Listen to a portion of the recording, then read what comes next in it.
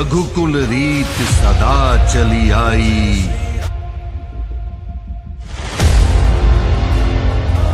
प्राण जाए पर वचन न जाए।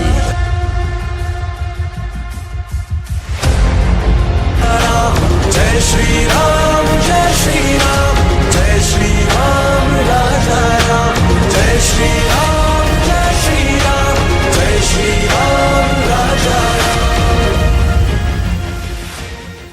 यह केसारी लाल की फिल्म भक्ति से रिलेटेड और अयोध्या धाम से रिलेटेड है।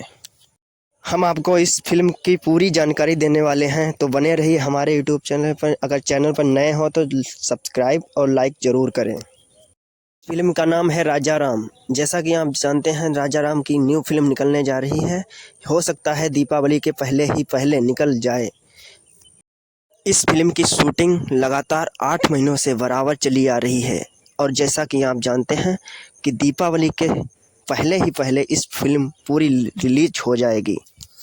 इस फिल्म के गाने भी रिलीज हो चुके हैं, जो कि काफ़ी ज़्यादा ट्रेंडिंग में हैं अभी।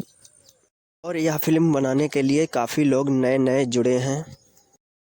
फिल्म की शूटिंग अयोध्या, लखनऊ आदि जगहों में हुई है, और भी जगह शूटिंग होना बाकी है। इस फिल्म का बेसब्री से इंतज़ार काफ़ी लोग कर रहे हैं, और आपको भी अगर बेसब्री से इंतज़ार है तो कमेंट में ज़रूर बताएं।